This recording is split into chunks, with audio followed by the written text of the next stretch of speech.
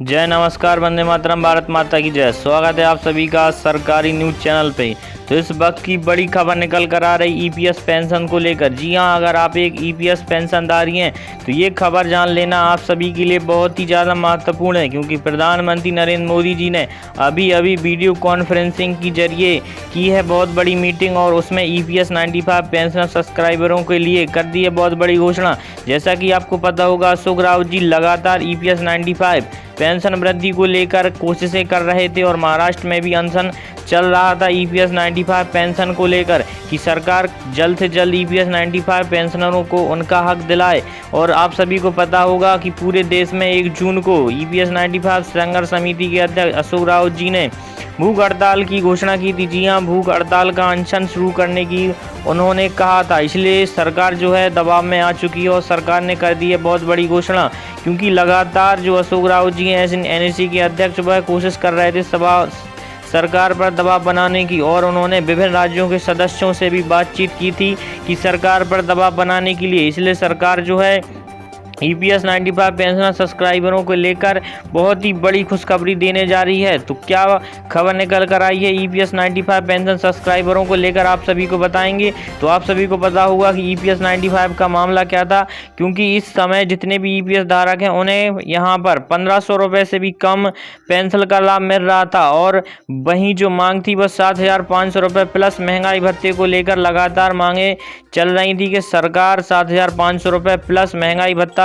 दे। लंबे समय से यह मामला अटका हुआ था ईपीएस 95 पेंशन सब्सक्राइबरों का, और कुछ ऐसे भी ईपीएस 95 पेंशनर भोगी हैं जो कि बिना पेंशन वृद्धि के ही चले गए हैं। जी हां, काफ़ी ऐसे पेंशनर हैं जो कि पेंशन वृद्धि की मांग करते चले गए हैं संसार को छोड़कर, और वहीं ईपीएस 95 पेंशन सब्सक्राइबरों को बहुत ही कम पेंशन का लाभ मिल रहा था, जिससे उनके सामने आजीविका का संकट खड़ा हुआ था। और इस लॉकडाउन की स्थिति में बहुत ही ज़्यादा मुसीबतों का सामना करना पड़ा ईपीएस 95 पेंशनरों को, और लगातार उनकी मांग यही थी कि ईपीएस में वृद्धि की जाए और 7500 रुपये न्यूनतम पेंशन का जो लाभ है वह सभी ईपीएस धारकों को सरकार जल्द से जल्द दे। तो सरकार ने बहुत बड़ी घोषणाएं कर दी हैं ईपीएस पेंशन वृद्धि को लेकर।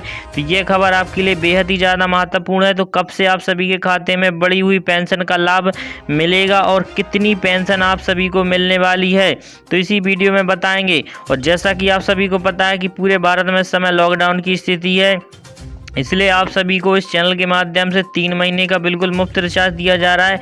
इसके लिए आप सभी को चैनल को सब्सक्राइब करना होगा, बेल आइकन प्रेस करनी होगी और वीडियो को लाइक करना होगा। कमेंट सेक्शन में जाके आप सभी को अपना नाम लिखना होगा, किस राज्य और ज़िले से आते हैं ये सभी आप सभी को लिखना होगा। वहीं वीडियो के बीच में या अंत में आप सभी से एक प्रश्न पूछा जाएगा। अगर आप सभी उस प्रश्न का सही जवाब देते हैं तो आप सभी जीत सकते हैं 3 महीने का बिल्कुल मुफ्त रिचार्ज।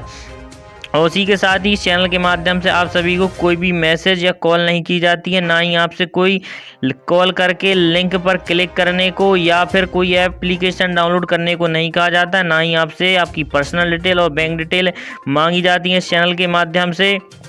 तो अगर इस प्रकार से कॉल या मैसेज आप सभी के पास आते हैं तो इन सब से बचिएगा, नहीं तो आपके साथ फ्रॉड हो सकता है। तो अगर आप ऐसा कुछ करते हैं तो उसके जिम्मेदार आप स्वयं होंगे। ईपीएस 95 कर्मचारी भविष्य निधि संगठन द्वारा संचालित सामाजिक सुरक्षा योजना में से एक है। पेंशनधारियों के संगठन के मुताबिक यह मामला संसद में उठाया गया था और 2 साल से अधिक समय से यह चर्चा में है। संसद में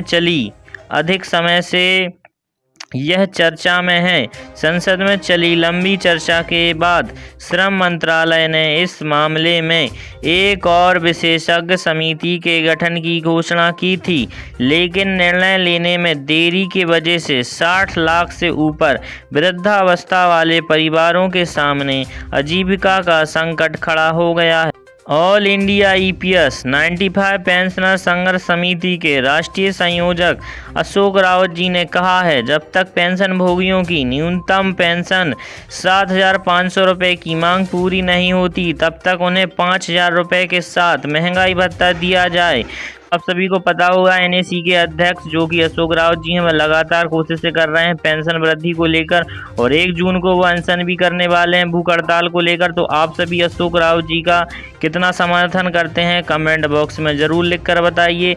EPS 95 पेंशन वृद्धि को लेकर यहाँ लगातार कोशिशें जारी हैं और लगातार EPFO को कई बार घेरा गया है। कई बार श्रम मंत्रालय और प्रधानमंत्री नरेंद्र मोदी जी को भी पत्र लिखे गए हैं, लेकिन अभी तक कोई भी जवाब ऐसा निकल कर नहीं आया है जिससे सभी EPS धारक संतुष्ट हो सकें। वहीं एक बार फिर से NSE के अध्यक्ष अशोक राउत जी ने फिर से श्रम मंत्रालय को और प्रधानमंत्री नरेंद्र मोदी जी को एक बार फिर से पत्र लिखकर भेजा है कि EPS 95 पेंशनर सब्सक्राइबर हैं।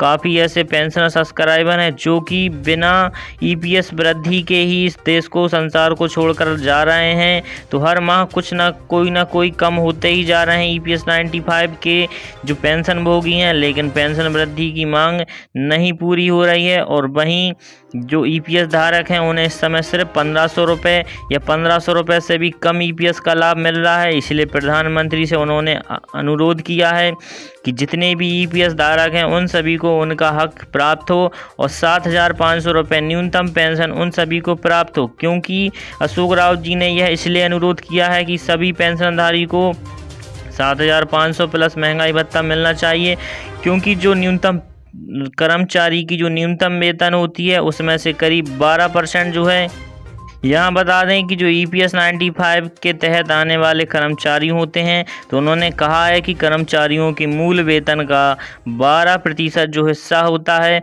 उसको भविष्य निधि में जाता है। वहीं नियोक्ता के 12% हिस्से में से 8.33% कर्मचारी पेंशन योजना में जाता है। तो उन्होंने कहा है कि जो न्यूनतम वेतन होता है उसका 12% हिस्सा भविष्य निधि में जाता है और भविष्य निधि के साथ ही उसके 12% हिस्से में से 8.33% हिस्सा होता है वह कर्मचारी की पेंशन योजना में जाता है। उसके अलावा पेंशन कोष में सरकार भी 1.16% का योगदान करती है।